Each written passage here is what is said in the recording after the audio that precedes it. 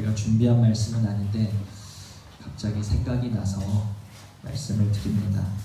예수님이 12명의 제자를 부르셨는데 그 12명은 저마다 특색 있는 사람들이었어요. 베드로 하면 말할 것도 없고 요한, 여러 사람들이 있었죠. 다 저마다의 주장이 있었고 저마다의 생각이 있었고 저마다의 오름이 있었던 사람들이에요. 예수님은 어떻게 그 서로 다른 12명을 이렇게 3년 동안 데리고 다니면서 주님 나라를 위한 한 몸으로 만드실 수 있었을까 하는 비결을 우리는 늘 말씀 속에서 찾아가실 수 있어야 되고, 그 찾은 비결이 우리 삶에 적용이 되셔서 교회 안에서 우리가 먼저 하나가 되셔야 돼요.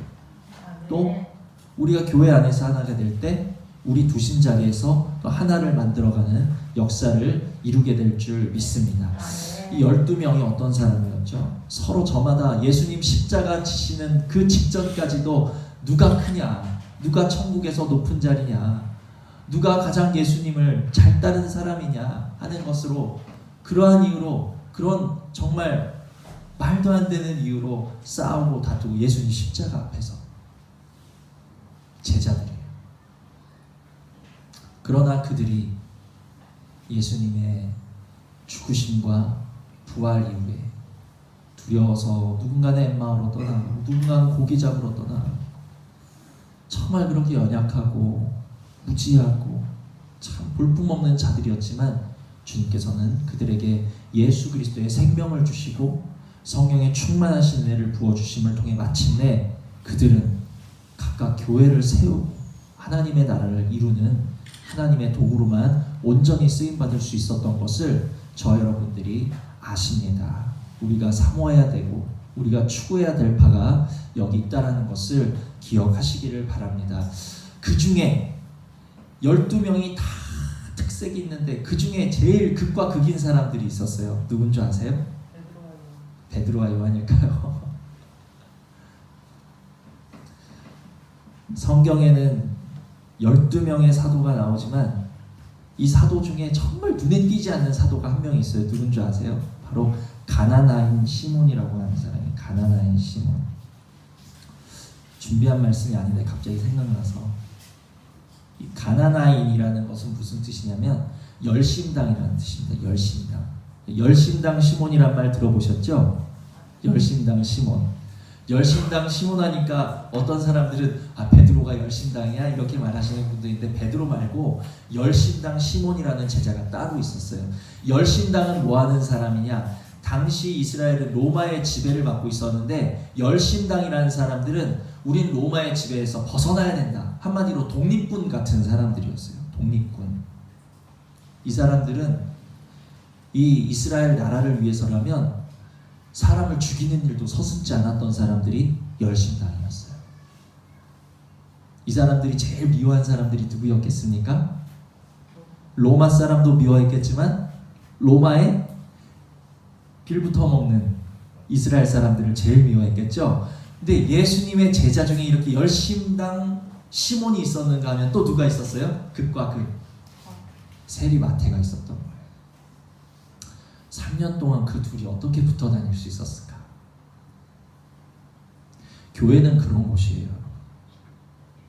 나와 생각이 다르고 나와 사상이 다르고 나와 환경이 전혀 다른 그 사람들이 모여서 결국에는 주님의 몸을 이루고 주님의 공동체를 이루고, 이 가나나인 시몬은 성경에는 그의 어떤 말도 기록되지 않았고 그의 역할도 기록되지 않았지만 전승에 의하면 우리가 그 사도행전 시절 이후에 교회가 핍박받을 때 그리스도인들이 암호로 사용하던 물고기 표시 있었다는 거 다 아시죠? 그 물고기 표식에 꼭 들어갔던 사도의 기호가 바로 열심당 시몬의 기호였다고 합니다. 누구보다 열심히 주님의 복음을 전하기 위해서 열심히 자신의 몸을 불살랐다는 것을 단적으로 나타내주고 있고, 이 사람은 가장 먼 곳까지 가서, 제자들 중에 가장 먼 곳까지 가서 그 당시 땅끝이라고 여겨졌던 그 유럽, 런던까지 가서 복음을 전하다가 그곳에서 생을 마쳤다, 이런 전승이 있어요. 또 마태는 어떻습니까? 그가 어떻게 보면 정통파 유대인들에게 있어서는 참 손가락질 받을 수밖에 없었던 사람이에요. 그런 마태는 유대인들을 위한 복음서 마태복음을 성령에 의해서 기록할 수밖에 없었던 그러한 도구로 쓰임받았다는 것을 우리가 알 수 있습니다. 정말 우리들이 서로 다른 개성과 서로 다른 주장과 서로 다른 모습과 서로 다른 어떤 사상을 가지고 있었던 그들, 하나 될 수 없었던 그들이지만 예수 그리스도를 통해서 예수 그리스도의 일꾼이 되기 위한 그 한 가지 목적으로 그들이 하나님 나라의 일꾼으로서 세상의 열심을 위한 그 열심이 하나님 나라의 열심을 위한 열심으로 바뀔 수 있었고, 세상의 유익을 추구하던 그들이 하나님 나라의 유익을 추구하는 자들로 바뀔 수 있었던 것처럼 우리 행복한 교회가 그러한 예수의 공동체로 바뀌실 수 있는 그러한 은혜가 있기를 정말 저는 날마다 기대하고 있고 기도하고 있는 바라는 거예요. 교회 안에서 우리가 주님으로 인해서 하나 되실 수 있고, 나아가서 우리를 두신 각자의 삶의 자리에서 하나 될 수 있기 위해서는 주님이 어떻게 하셨을까요? 한 사람 한 사람 붙잡으면서 인간적으로 설명하고 설득하고 한 사람 한 사람 변화시키셨을까요? 아니에요. 주님은 그 모든 그들의 각자 다른 것들을 바라보시면서 그저 하나님 나라의 말씀을 그때마다 전하셨더라. 오늘도 전해주신 하나님의 말씀이 우리 마음에 깊게 새겨지심을 통해 우리의 모든 다른 것들이 하나 되실 수 있는, 성령의 하나 되게 하시는 그러한 역사하심을 맛보실 수 있는 그러한 은혜가 우리 모두에게 있기를 주님의 이름으로 축복을 드립니다. 교회 안에서 하나됨의 역사가 일어나고, 누구로 인하여?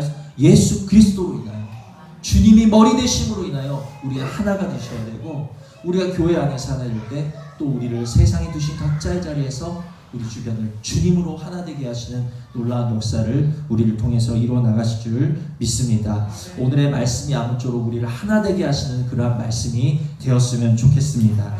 이것은 제가 준비한 말씀이 아니었기 때문에 오늘의 말씀과는 맥이 조금 다를 수는 있겠지만, 오늘의 말씀을 저와 여러분들이 마음에 새기신다면 우리는 정말 주님으로 인하여서 하나 되는 그 자리에 들어가게 하시는 말씀이 될 줄 믿습니다. 자, 본문에는 12제자를 불러 세우시는 예수님의 모습이 기록이 되어 있죠. 제자들을 부르신 예수님은 그들을 빈손으로 부르지 않으셨어요. 빈손으로 보내지 않으셨어요. 1절을 보시면, 자, 우리 함께 읽습니다. 시작. 예수께서 그의 12제자를 부르사 더러운 귀신을 쫓아내며 모든 병과 모든 약한 것을 고치는 권능을 주시니라. 아멘. 제자들을 부르시고 뭘 주셨어요? 권능을 주셨어요. 귀신도 쫓아내고 병든 자도 고치고 약한 것도 고치는 권능을 주신 거예요. 대단하죠? 저도 이런 권능 정말 받고 싶습니다.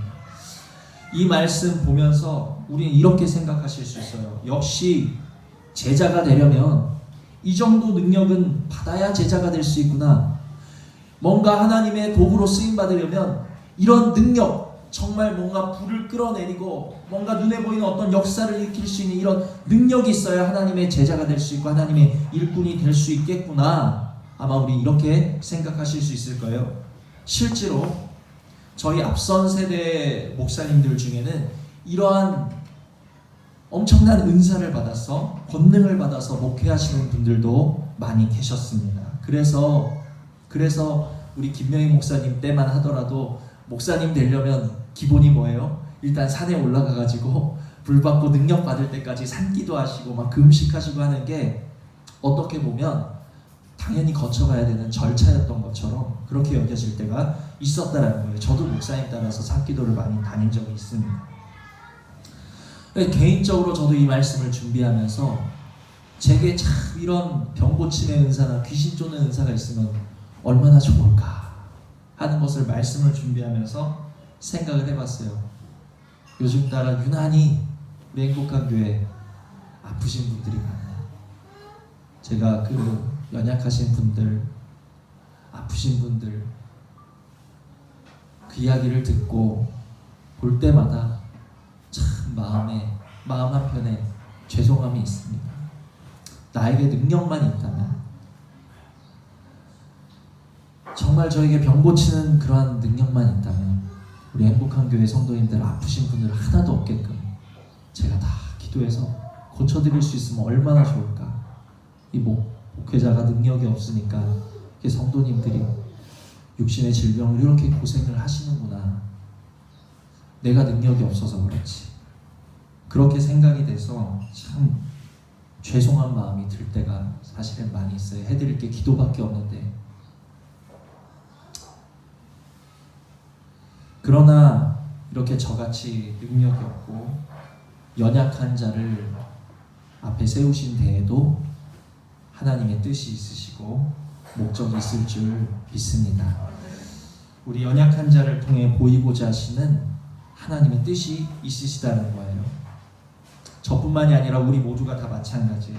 각자의 자리에서 우리가 화려하진 않지만, 우리가 특출나지는 않지만, 우리가 뭔가 세상에 주목받을 만한 것이 하나 없을지라도 중요한 사실은 우리가 적은 능력을 지닌 것 같지만 우리는 모두 하나님의 자녀들이라는 사실이 가장 중요한 것이고, 또 이렇게 능력이 없어 보이는, 별 볼 일 없어 보이는 저 같은 사람이랄지라도 우리를 통해 계획하신 하나님의 선하신 뜻이 반드시 존재하고 있다는 것을 우리는 믿으셔야 된다는 거예요.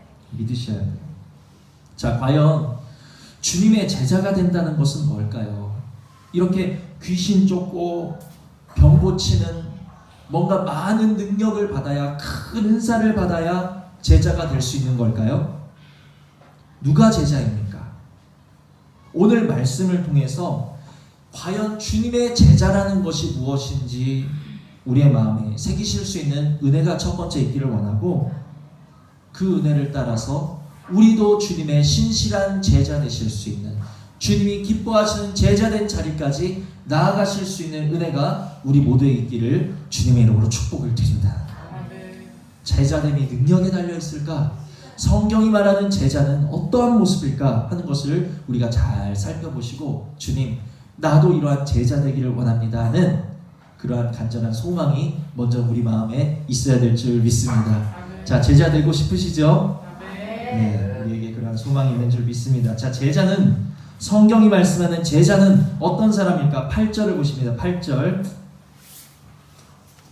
자, 8절 함께 읽습니다. 시작. 병든 자를 고치며 죽은 자를 살리며 나병한 자를 깨끗하게 하며 귀신을 쫓아내되 너희가 거저 받았으니 거저 주라. 아멘. 제자는 어떤 사람입니까? 제자는요, 너희가 거저 받았으니 거저 주라. 우리가 주님으로부터 받은 것을 거저 줄 때 그가 바로 제자라는 사실을 기억하시기를 바랍니다. 제자 되기 위해서 많은 것이 필요한 게 아니에요. 제자 되기 위해서 많은 능력을 받아야 되는 게 아니에요. 5달란트 받았다 그래서 제자고 1달란트 받으면 제자가 아닙니까? 아니에요. 내가 많은 것을 받았던지 내가 적은 것을 받았던지, 내가 주님으로부터 받은 것이 있다면 내가 주님으로부터 받은 그것을 거저 나누어주는 사람, 거저 주는 사람, 그 사람이 바로 제자라는 사실을 기억하시는 은혜가 있기를 원합니다. 제자가 누구라고요? 주님으로부터 받은 것을 거저 주는 사람이 제자예요. 나는 귀신 쫓지 못하니까 제자 아니야, 나는 병 고치지 못해서 제자가 아니야가 아니라, 내게 주신 작은 것이라도 내 이웃에게 거저 나눠줄 때 그 사람이 바로 주님 보실 때 제자라는 거예요. 주님이 이렇게 말씀하셨잖아요. 주님이 다시 오시는 그날에, 심판하시는 그날에, 마지막 날에 하나님께서 우리에게 이렇게 말씀하십니다. 네가 나를 대접하였다. 네가 나를 대접하였으니 나도 너를 대접할 것이다. 나도 너를 천국에서 대접할 것이다. 그때 의인들이 이렇게 말하죠. 아니 주님, 언제 우리가 주님을 대접하였고 주님이 줄이신 것을 배부르게 하였고 주님께 옷을 드렸고 주님을 대접하였습니까? 네가 가장 작은 소자에게 행한 것이 나에게 행한 것이다. 주님께서 이렇게 말씀하시는 거예요. 너희가 작은 소자에게 물 한 그릇 대접한 것까지도 그 상을 잃지 않을 것이다 라고 주님은 우리에게 약속하고 계신다는 것을 기억하시기를 바랍니다. 여러분, 제자라는 것은 하늘에서 불을 끌어내리는 사람이 제자가 아니고 주님으로부터 작은 것을 받았을지라도 그 작은 것을 어떻게 해요? 나누어 줄 아는 그 사람이 바로 제자라는 사실을 기억하실 수 있는 저와 여러분 되기를 원합니다. 자, 창세기를 보십니다. 창세기 12장.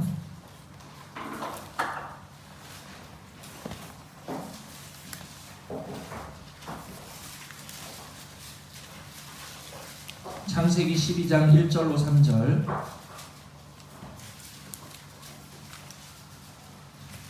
창세기 12장 1절로 3절.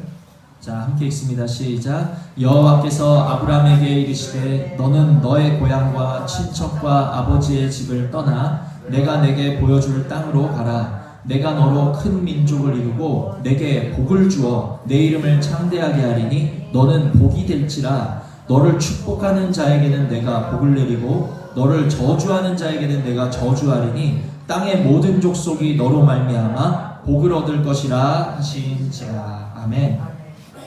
아브라함을 부르고 계시는 하나님이에요.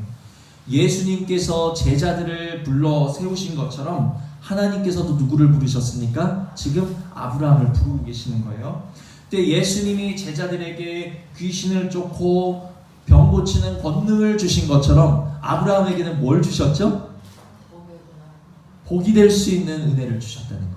그가 복이 되게 하셨다는 거예요. 아브라함에게는 복을 주셨다는 거예요. 아브라함에게 왜 복을 주셨을까요? 그 복을, 아브라함이 받은 복을 혼자만 잘 누리고 잘 먹고 잘 살으라고 복을 주셨을까요? 아브라함만 그 복을 누리라고 복을 주셨을까요? 아브라함에게 복을 주신 이유는 아브라함만을 위한 것이 아니었어요. 3절을 보시면 너를 축복하는 자에게는 내가 복을 내리고 너를 저주하는 자에게는 내가 저주하리니 땅의 모든 족속이 너로 말미암아 복을 얻을 것이라 하신지라.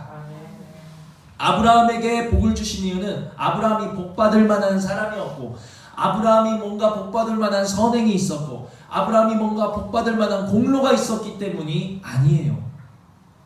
아브라함이 삭스로 복을 받았다면, 삭스로 뭔가 받은 것이라면 그냥 그가 쓰면 되는 거예요. 그러나 이것은 삭스로 받은 것이 아닙니다. 아브라함에게 주신 은혜, 아브라함에게 주신 복은 삭스로 받은 것이 아니라 그에게 복을 주신 이유가 분명하셨던 거예요. 무엇이에요? 너로 말미암아 이 세상 민족이 복을 받게 하시기 위해서 아브라함을 축복의 통로로 불러주셨다. 하나님은 아브라함을 축복의 통로로 사용하셨다. 아브라함이 거저받은 복을 하나님으로부터 아무런 공로 없이 거저 그냥 받은 그 복을 아브라함도 세상 모든 민족에게 그냥 나누어 주기를 하나님은 바라셨다라는 것을 우리가 깨달으시기를 바랍니다. 제자들에게 거저 권능을 주시고 아브라함에게 거저 복을 주신 하나님은 자녀된 자들에게 우리에게 많은 은혜를 부어주시는데 우리에게 부어주신 은혜, 우리에게 거저 주신 구원의 은혜들은 나만을 위한 것이 아니라 그 은혜 가지고 이 땅에서 잘 먹고 잘 살고 배부르게 잘 살아라, 너만 잘 살아라, 그래서 우리에게 은혜를 주신 것이 아니라 그 주신 것을 전하고 나누라고, 거저 주라고 우리에게 은혜를 주셨다는 사실을 잊어서는 안 된다는 거예요. 제자들에게 거저 받았으니 거저 주라고 말씀하신 주님은 아브라함의 거저 복을 받게 하시고 아브라함을 통해서 세상에 거저 복을 주기를 원하셨습니다. 중요한 것은 아브라함에게 복 주신 하나님, 제자들에게 권능을 주신 예수님, 우리에게도 주신 것이 있다는 거예요. 우리에게도 주신 것이 있어요. 우리에게도 거저 주신 것이 있는데 우리에게 거저 주신 이유는 나를 위해 쓰라고, 나만 누리라고 주신 것이 아니라 내게 거저 주신 그것을 내 가장 가까운 이웃으로부터 내 주변에 거저 나누라고 주신 것을 우리는 기억하셔야 된다는 것을 잊지 마시기를 바랍니다. 우리가 이렇게 거저 받은 것을 거저 나눌 때 우리는 제자가 될 수 있다는 거예요. 그렇다면 우리는 생각해 보셔야죠. 나한테 뭘 주셨을까? 제자들처럼 나에게 귀신 쫓고 병 고치는 능력 안 주셨는데 아브라함처럼 복의 근원이 되는 그런 은혜는 안 받은 것 같은데, 야베스처럼 뭔가 기도하는 것마다 다 응답받는 기도 응답도 나에게는 안 주신 것 같은데 내가 뭘 거저 받았다는 거야? 우리 뭘 받았죠? 한번 생각해 보세요. 뭘 받으셨죠? 주님께 받으신 거 있습니까? 자, 사도행전 3장 6절을 보십니다. 사도행전. 우리는 무엇을 받은 사람들인가? 사도행전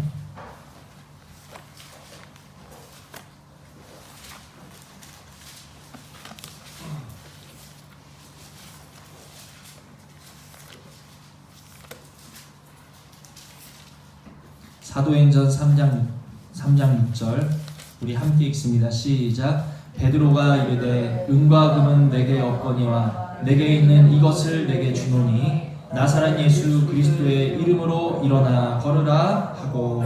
아멘. 우리에게는 병 고치는 은사나 귀신 쫓는 은사 안 주셨을 수도 있어요. 우리에게는 눈에 보이는 축복의 통로가 되는 그러한 은혜는 안 주셨을 수 있어요. 그러나 우리 모두에게 주신 것이 있는데, 가장 귀한 것을 주셨는데, 그것이 무엇입니까? 예수 그리스도의 이름을 저와 여러분에게 주셨다는 사실을 분명히 기억하실 수 있는 저와 여러분 되기를 원합니다. 그러면 우리가 예수 그리스도의 이름을 받은 증거는 뭘까요? 예수 그리스도의 이름을 거저 받은 증거는 뭘까요? 우리 모두가 다 정말 대답을 잘해 주셨어요. 우리가 뭐 받았죠? 하니까 대답 안 하실 줄 알았는데 여기저기서 생명이요 이렇게 대답하셨어요. 우리가 그리스도의 이름을 받았는데 이름 받은 증거가 뭘까요? 증거가 있어요. 분명한 증거가 있어요. 자, 7절로 8절을 보시면 이게 예수 그리스도의 이름을 값없이 받은 사람, 거저 받은 사람에게 나타난 현상입니다. 이 성전 미물에 앉아서 다리를 절면서 구걸하던 사람이 예수 그리스도의 이름을 거저 받았더니 생긴 현상이 7절 8절이요. 뭐죠? 함께 읽습니다. 시작. 오른손을 잡아 일으키니 발과 발목이 곧 힘을 얻고 뛰어서서 걸으며 그들과 함께 성전으로 들어가면서 걷기도 하고 뛰기도 하며 하나님을 찬송하니. 아멘. 전에는 주저앉아 있는 삶이었어요. 다시 내 힘으로 일어설 수 없을 거라고 생각하는 삶이었어요. 그런 낙심하고 포기하고 절망뿐이던 삶에 주님으로 인하여서, 예수 그리스도의 이름으로 인하여서 내가 다시 일어날 힘을 오늘도 얻고 내가 살 소망을 오늘도 얻는다면 바로 내 안에 예수 그리스도의 이름을 거저 얻은 증거란 사실을 깨달으시는 저 여러분 되기를 원합니다. 받으셨습니까? 이 증거가 있으세요? 우리는 증거가 있는 사람들이에요. 또 어떤 증거입니까? 뛰기도 하며 하나님을 찬송하니 그가 성전 미문에만 있다가 성전으로 들어가서 걸으며 뛰며 하나님을 찬송했다는 거예요. 어느 때라도 우리가 하나님 앞에 나가서 예배할 수 있는 마음이 있고 찬양할 수 있는 마음이 있고 예배하는 것이 우리 마음의 기쁨이 되어진다면 그 사람은 예수 그리스도의 이름을 거저 받은 증거라는 거예요. 우리는 증거가 있는 사람들이라는 것을 기억하시기를 바랍니다. 이 시간에 예배가 그 무엇보다 우리에게 힘이 되고 소망이 되고 즐겁고 다시 일어날 수 있는 힘이 있다면 그 사람은 예수 그리스도의 이름을 거저 받은 사람이에요. 그런데 목사님, 저는 왜 그러죠? 내 삶에 기운도 없고 소망도 없고 낙심만 되고 예배도 못 드리겠고 찬양도 못 하겠는데 혹시 마음으로 이렇게 대답하신 분 있습니까? 영상으로 예배하시는 분 중에 그런 분 계십니까? 혹시 우리 중에 이런 분 계시다면 걱정할 거 없어요. 이 시간 예배 정말 잘 드리시는 겁니다. 혹시 우리 중에 이런 분 계시다면 주님이 거저 주시고 계시는 이때에 예수 그리스도의 이름을 구하실 수 있는 은혜가 있기를 주님의 이름으로 축복을 드립니다. 구하는 자에게는 그의 이름에 그 능력과 생명을 거저 주시는 시간이라는 거예요. 이 시간이 거저 주시는 시간이라는 거예요. 거저 주실 때 받으실 수 있는 그런 은혜가 있기를 주님의 이름으로 축복을 드립니다. 우리 모두가 예수 그리스도의 이름을 받음으로 말미암아 주님으로 인하여 새 소망이 넘치고 주님으로 인하여 힘과 능력과 소망과 권능이 넘치는 예배가 기쁨이 되고 예배가 능력이 되어질 수 있는 은혜가 우리 행복한 교회에 넘치기를 주님의 이름으로 축복을 드립니다. 아멘. 자, 그래서 이처럼 우리는 아브라함이 복을 받은 것처럼 제자들이 권능을 받은 것처럼 우리는 뭘 받았다고요? 예수 그리스도의 생명, 그의 이름을 거저 받았다는 거예요. 자, 그럼 이제 뭐 할 차례예요? 거저 받았으니까 이제 뭐 할 차례예요? 거저 줄 차례. 거저 줄 차례. 그가 바로 제자라고 하신 거예요. 그가 바로 제자라고 하셨어요. 그러면 우리에게 받은 생명을 거저줘야 되는데, 그 이름을 거저줘야 되는데 어떻게 하면 거저줄 수 있죠? 이제 제가 그 방법을 알려드릴 거예요. 우리는 생각보다, 우리가 생각하는 것보다, 내 스스로 생각하는 것보다 나는 훨씬 많은 걸 줄 수 있는 사람이라는 것을 이 시간에 깨달으시기를 바랍니다. 내가 주님으로부터 거저받은 사랑을 나도 거저줄 수 있는 거예요. 이해가 되세요? 내가 주님으로부터 거저받은 그 용서를 나도 내 옆 사람에게 거저줄 수 있는 거예요. 사랑해 주고, 용서해 주고, 기도해 주고, 복을 빌어 주고, 우리는 줄 수 있는 게 너무 많은 사람들이라는 것을 기억하시기를 바랍니다. 주님으로부터 거저받은 사랑, 주님으로부터 거저받은 은혜, 주님으로부터 거저받은 보살핌을 나도 내 옆 사람에게 거저줄 수 있다는 거예요. 우리는 매 순간 줄 것이 너무 많은 사람이에요. 한번 사랑해 주세요, 용서해 주세요, 기도해 주세요, 중보해 주세요, 이것만 주셔도, 내가 하루에 이것만, 이 네 가지만 주셔도 우리 하루 종일 줄 것이 너무 많은 사람들이 하나님의 은혜 안에 거하게 되실 줄 믿습니다. 바꿔 말하면, 우리 이것만 기억하면, 내가 줄 수 있는 사람이라는 것만 기억하면 우리는 매 순간마다 제자의 삶에서 벗어나지 않을 수 있다는 거예요. 그런데 문제는 무엇입니까? 줄 수 있는 게 이렇게 많은데도 주지 못하는 게 문제예요. 내가 없어서 못 주는 게 아니에요. 내가 줄 수 있는 것이 많은데, 사랑도 줄 수 있고, 용서도 줄 수 있고, 기도해 줄 수 있고, 중보해 줄 수 있고, 보살펴 줄 수 있고, 줄 수 있는 게 너무 많은데 주지 못하는 내 모습이 문제입니다. 저는 이 말씀을 준비하면서 저 자신을 돌아봤어요. 저는 하나님 앞에 늘 기도하기를, 어떻게 기도하느냐, 기도할 때마다 빼먹지 않고, 주님 불쌍히 여겨주세요, 긍휼히 여겨주세요. 죄송하지만 저기 졸리신 분은 꼭 일어나서라도 말씀을 들으시기를 바랍니다. 주님 저 좀 불쌍히 여겨주세요, 긍휼히 여겨주세요. 그러면 주님은 저를 어떻게 하셨어요?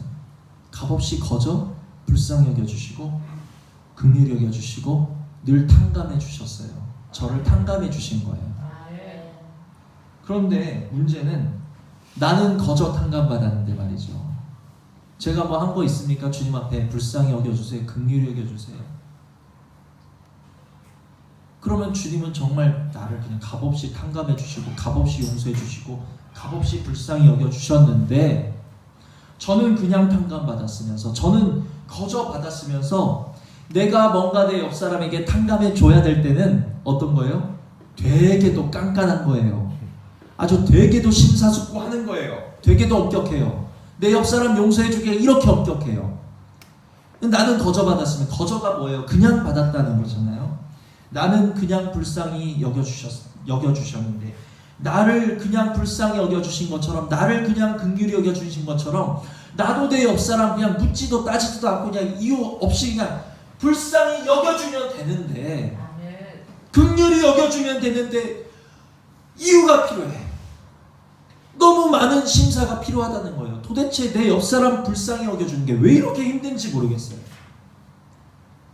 내가 탕감받았으면 남도, 내 옆사람도 탕감해 주어야 되는데, 나는 긍휼히 여김받는 게 마땅하면서 내 옆사람 긍휼히 여김받는 거는 거저주지 못할 이유가 너무 많아. 주님 내가 거저받았으니 나도 거저줄 수 있게 도와주세요. 이게 제 기도 제목이에요. 나를 긍휼히 여기실 때 그냥 긍휼히 여기시고 끝이 아니라, 주님의 긍휼히 여기시는 그 마음까지 나에게 주셔서 나를 긍휼히 여기실 뿐 아니라 나도 남을 긍휼히 여길 수 있도록 은혜 내려달라고 저는 항상 그렇게 기도하고 있습니다. 주님은 두 악한 종이 있다라고 서로 다른 비유를 통해서 말씀하셨어요. 누가 있다고요? 두 악한 종이 있어요. 악한 종 두 사람이에요. 한 사람은 어떤 종인가? 하나는 10,000달란트를 빚진 종이에요. 근데 어떻게 됐죠? 불쌍히 여기소서, 불쌍히 여기소서. 그러자 그 주인이 불쌍히 여겨서 정말 그 10,000달란트를 탕감해 줬어요. 근데 그 사람이 가다가 누구를 만났습니까? 500데나리온 빚진 사람을 만났잖아요. 그 사람을 붙잡고 목을 잡고 흔들면서 갚으라 하더니 그냥 분이 안 풀렸는지 그 사람을 끌고 와서 다 갚을 때까지 너 여기 들어가 있어 하고 옥에 가둬버리는 거예요. 얼마나 제 모습인지. 그러자 그 소식을 들은 임금이 다시 그 10,000달란트 탕감받았던 그 신하를 불러서 내가 너를 불쌍히 여겨서 탕감해 주었거늘 너도 네 동관을 불쌍히 여겨서 탕감해 줘야 되는 것 아니냐? 그런데 그 사람을 옥에 집어넣어 너도 옥에 들어가. 너도 그거 10,000달란트 다 갚을 때까지 나오지 마. 그는 옥에 들어가게 됐어요. 또 한 사람의 악한 종이 성경에 나옵니다. 이 사람은 그 앞전의 사람만큼 유명하진 않아요. 어떤 사람인가? 주인의 산업에 손해를 끼치는 한 종이 있었어요. 그러자 주인이 그 종을 부릅니다. 너 일 너무 못한다. 그러니까 너 이번 주까지만 일해. 이번 주까지 인수인계 끝내. 이렇게 종이 해고 통보를 받은 거예요. 그러자 어떻게 합니까? 그 종이 내가 이 일을 잃고 난 후에는 나는 빌어먹기도 부끄럽고 땅을 파자니 힘도 없겠고 내가 어떻게 하면 살 수 있을까? 이렇게 하면 내가 살 수 있겠다. 내가 주인에게 빚진 사람들에게 호의를 베풀자. 그럼 내가 내 직을 잃은 다음에도 아마 그 사람들이 나를 영접해서 살 수 있게 해줄 거야. 주인에게 빚진 사람을 하나하나 부르는 거예요. 그래가지고 그 증서에 주인에게 기름 100말 빚졌니? 그럼 여기 기름 50말이라고 써. 하나하나 한 사람 한 사람 불러가지고 빚을 탕감해 주는 거예요. 그 사람이. 그 소식을 들은 주인이 그 악한 종을 불러다가 뭐라고 합니까? 네가 드디어 미쳤구나. 이렇게 말했을까요?